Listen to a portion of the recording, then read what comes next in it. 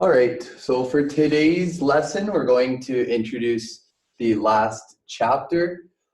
This is waves and how they interact throughout various mediums. We're going to talk about two different types of waves and some of the properties that are also found in waves. Okay, first we're going to start off with a brief review of simple harmonic motion, and then we will get into the new topic. So, a reminder, simple harmonic motion. This is motion that happens periodically due to a restoring force. And remember, a restoring force acts in the opposite direction of the displacement. So in this example here, if we push down on a spring with our foot, the restoring force is going to want to return that spring to the equilibrium position. Okay, same with our archer image on the left. As the archer pulls back the bow, then the restoring force is going to act on the string to return it to that equilibrium position. So we use Hooke's law to determine the restoring force. So the restoring force is equal to negative multiplied by Hooke's constant, which will be unique to each spring, and that is multiplied by the displacement from the equilibrium position.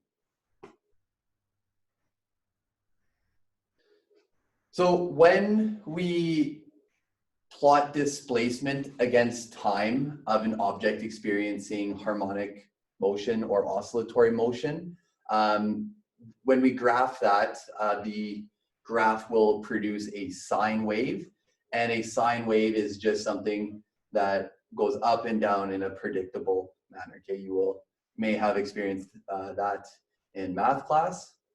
Okay, and this is image here, or this diagram is just communicating that we can graph simple harmonic motion, and that will produce a sine wave. So if we look at this spring on the top left, as it goes up and down, its displacement from the equilibrium position is fluctuating, but eventually it's going to return to that equilibrium position for a brief period of time. And that we can also graph the circular motion of like an object on a string, okay, and it again will produce the same sine wave as a vertical mass spring system. So again, T is the period, and here's just another animation showing the displacement of an object in circular motion, how it just goes up and down as it rotates in a circle. So water has some unique properties. So it has cohesive forces, so intramolecular forces within the water molecules themselves.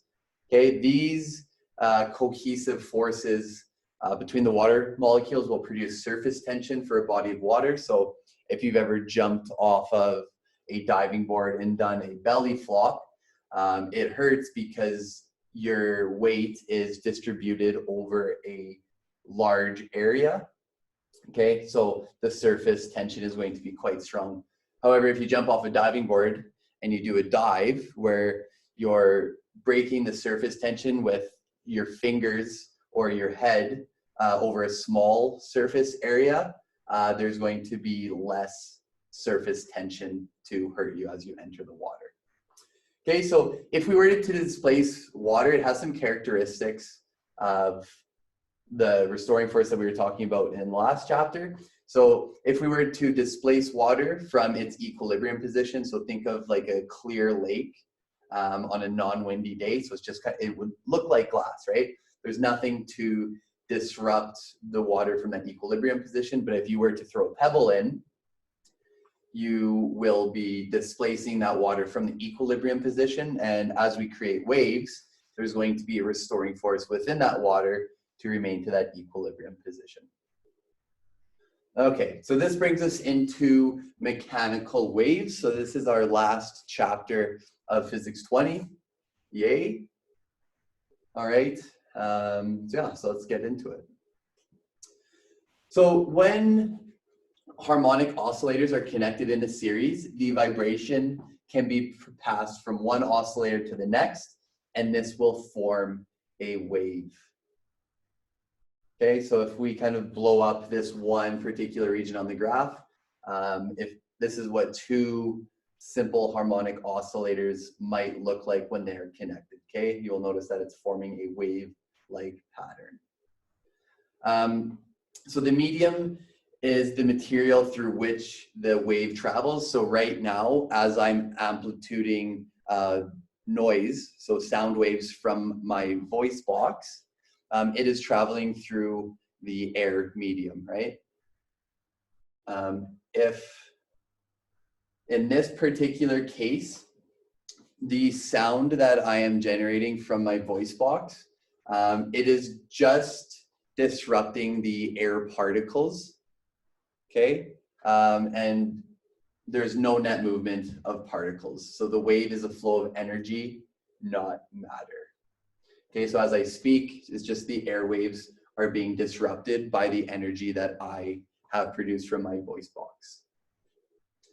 So this little image down here just kind of supports that idea that particles do not move throughout the wave motion, but they're just moving up and down, and just energy is being transferred through that wave, not matter. So the wave's medium is usually atoms connected together by chemical bonds. So if we were talking about like the surface tension of water, this is produced by the intramolecular forces between those water molecules. Okay, so now we're going to talk about the two types of waves that we're going to learn about in Physics 20. So the first one is a transverse wave. So this is where the particles in the medium vibrate perpendicular to the direction of the wave. Okay, so as the wave goes left to right, the particles are just going to be moving up and down. Okay, we experience this type of wave in the ocean. Okay, so if you actually if you go out to the middle of the ocean, or just kind of like away from shore, and you put a flip-flop, if you just let a flip-flop kind of like float in the ocean, you'll notice that it's not going left or right, but it's just going up and down for the most part, okay? So that is a good example of a transverse wave. And again, the particle is just going to go up and down as the wave moves along its path. Okay, the second type of wave is longitudinal or compression waves. So this is where the particles in the medium, they will vibrate parallel to the direction in which the wave is moving. Okay, so a good example of this is sound. So as I am talking towards the microphone on my computer, the particles in between my voice box and the computer are being moved, right? And this is what is creating the sound wave, so you guys are able to hear me. Okay, so longitudinal is where the particles move in the same direction of the wave. And then we have a transverse wave where the particles just move up and down. So here are just a couple other types of waves you don't need to know. So in general, the motion of water in a wave turns in a circular clockwise fashion. So if you just focus on one particle, it's moving a little bit, but in a clockwise manner. And remember, like, the particle is actually not moving along the wave. It is just moving up and down in a transverse wave, okay? Another example, or just another wave just for fun, this is a Rayleigh wave. This is a type of seismic wave that occurs as the tectonic plates of the earth underneath our feet are kind of moving, and these move in counterclockwise ellipses. Okay, so our tectonic plates are constantly shifting, and sometimes when there's like a big break or a big shift in the tectonic plates, this is what will create an earthquake, and sometimes these Rayleigh waves are generated during those collapses between tectonic plates, or the shifts of tectonic plates. Okay, so just some terminology here. So a point source wave will emanate in all directions, so meaning that it's just kind of expanding from the source of the waves. Okay, so we will experience a point source wave if we like throw a pebble into the middle of a lake. Okay, so this will be a longitudinal wave, right, where the particle is moving parallel to the direction of the wave. And this is just shown in 2 dimensions here, but just to kind of show you guys how a point source wave will kind of move away from the source. Okay, this should be pretty familiar to you, especially if you've thrown any rocks into lakes. Okay, so we can calculate the speed of a wave. I'll introduce the formula in a couple slides here, but just in general, some theory behind the speed of a wave. This is determined by the properties of the medium and the type of the wave that is being produced.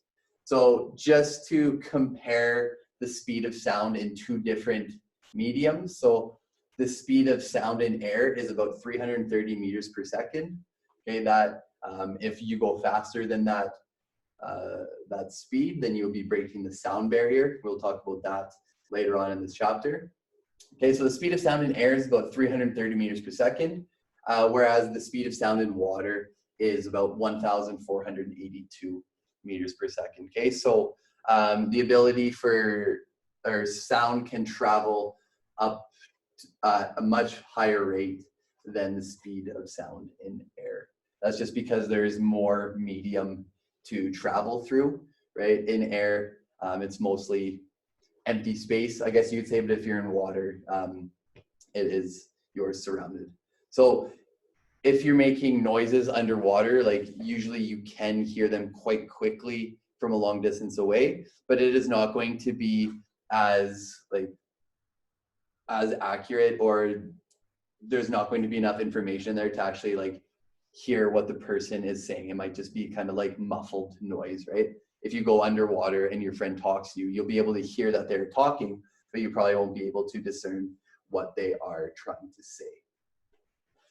Okay, now waves do not speed up or slow down in general, but when they change medium, so if they're going from like sound to air, or sorry, from like moving in a medium of air into moving into a medium of water, they can change speed instantly once they kind of cross that interface.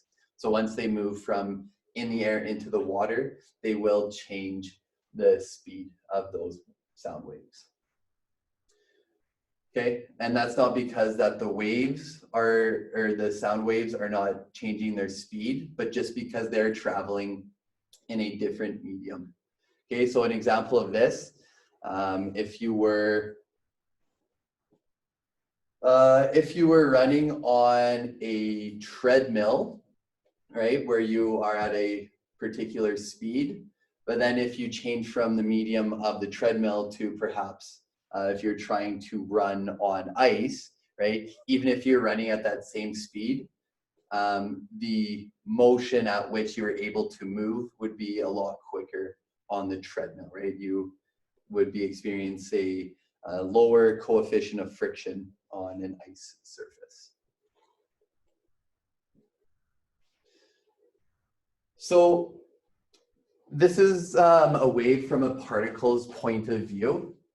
So just in general, so here is going to be a sine wave. Okay, so I'm going to make some notes here. So the height at which it is above the equilibrium position. So right here is our equilibrium position.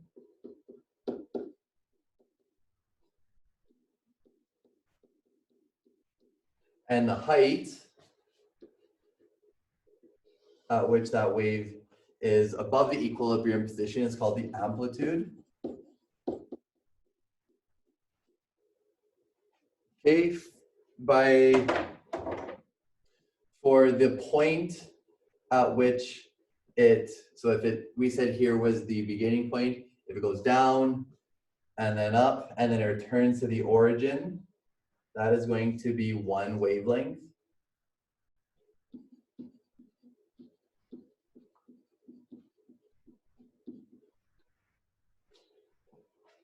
Okay, the time it takes for it to go through one wavelength is called the period.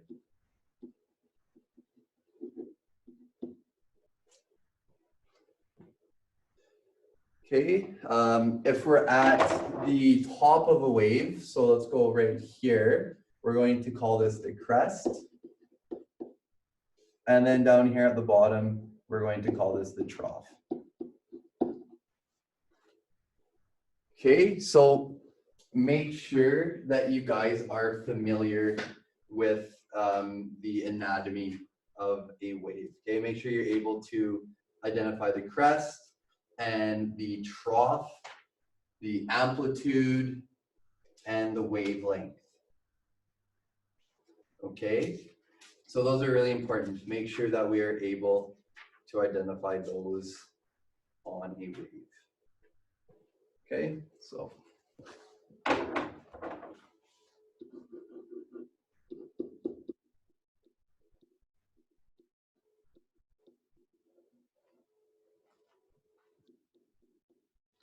Okay, know this slide.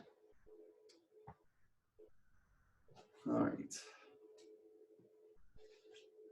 So the period, as we already discussed, so this is the time it takes for a particle in the medium to experience one vibration or one cycle, right? So for it to start here, the point it takes to return here would be one period.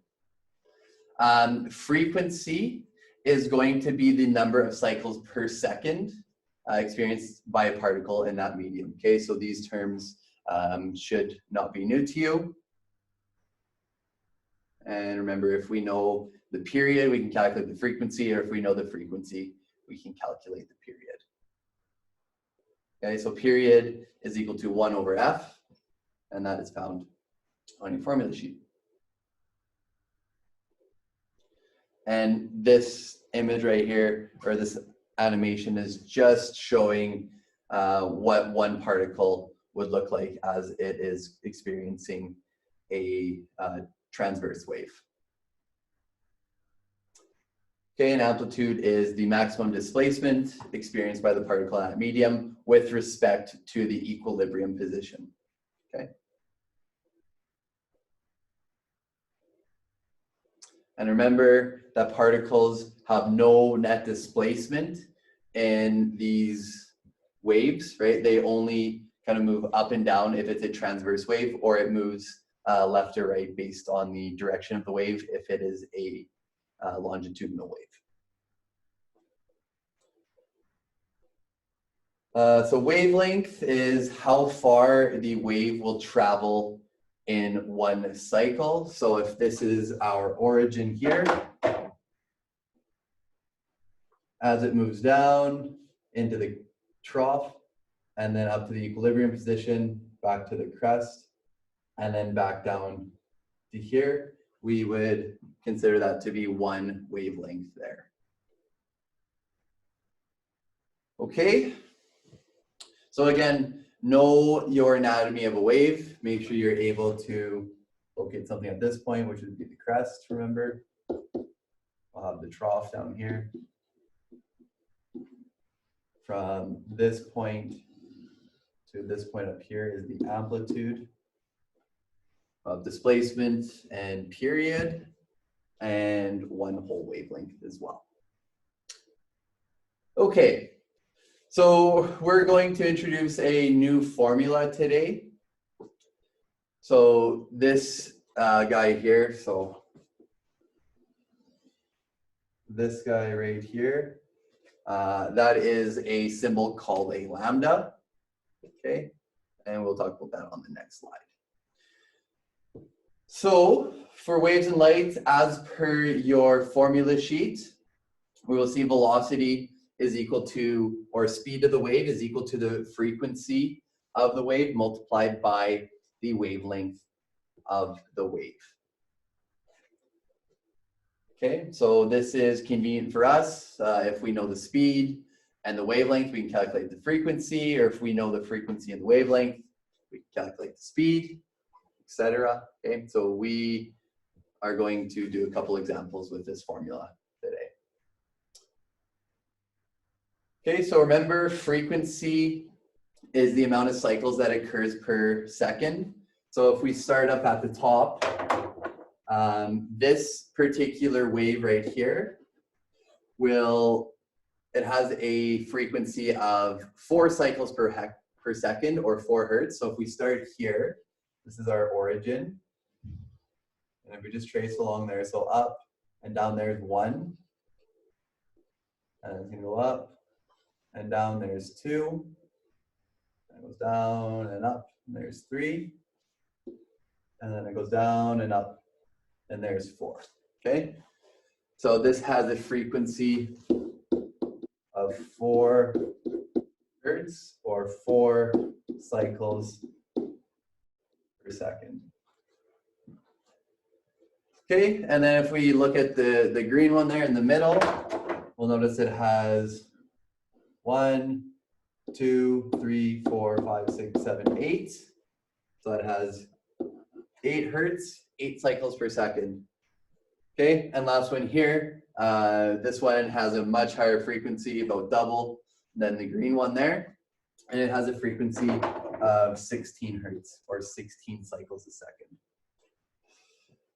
So the question is, if all of the waves below in this image to the left and beneath this question, if they travel at the same speed, so if they have the same velocity, what has the greatest frequency? Okay, remember, frequency is just cycles per second. So hopefully you're like Mr. Jones. This one right here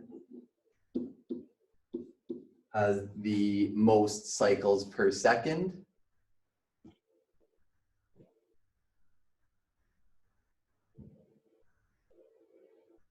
Okay. Hopefully that is clear for you guys. Okay, so let's get into some practice problems here. So we have a wave, and we are given the frequency of the wave and the wavelength of the wave. So we are going to calculate the speed of the wave. So if we, from our formula, we would find velocity is equal to the frequency times lambda, where lambda is going to be the wavelength. So we know frequency is equal to 3 hertz. Lambda is equal to 0.15 meters. And we're asked for the speed of the wave. So we know frequency, we know lambda, so we can just substitute in our values.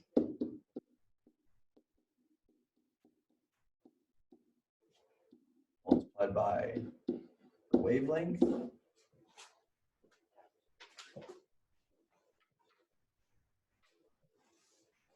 Okay, if we punch those numbers into our calculator,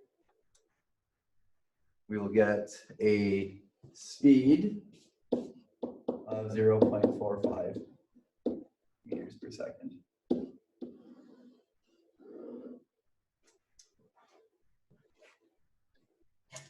Okay, so for the second question here, a wave of the same type in the same medium as the previous question has a frequency of 6 hertz. So if it's the same wave in the same medium, then the speed is going to be what we just calculated. So the speed is equal to 0.45 meters per second. We know the frequency. We have a new frequency. Hey, rude.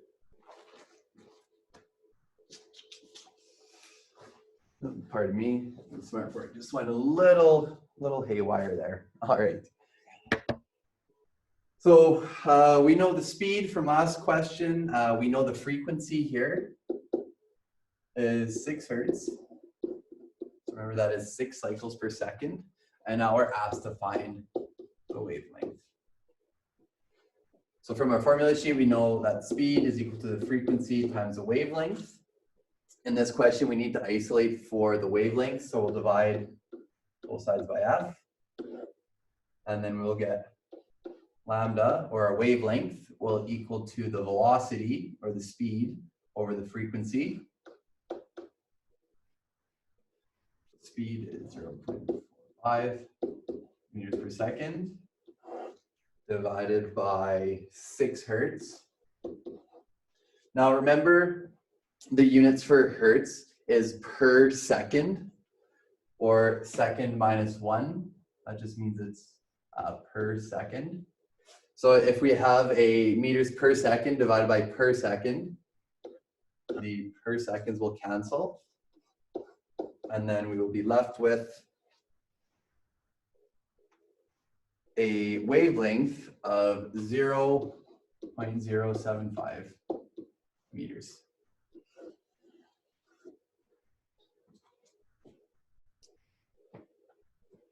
Okay, so hopefully this is not too difficult for you guys. I know we covered a little bit of terminology today. So make sure the big take homes for today is being able to identify the anatomy of the wave. So what is the crest? What is the trough? The wavelength, the period, the amplitude, etc. Okay, and knowing between the two types of waves, so transverse and longitudinal waves, what occurs, what is the behavior of the particles within these waves. So remember, transverse waves, the motion of the particle is perpendicular to the direction of the wave. And in transverse waves, the motion of the particle is in the same direction as the motion of the waves. But remember that the particles are not moving in waves. That is just the behavior of those particles at those particular locations. Okay, so we will stop there for today, and we will get into wave behavior at boundaries for next day. So I hope this was a good lesson, and I will talk to you guys soon.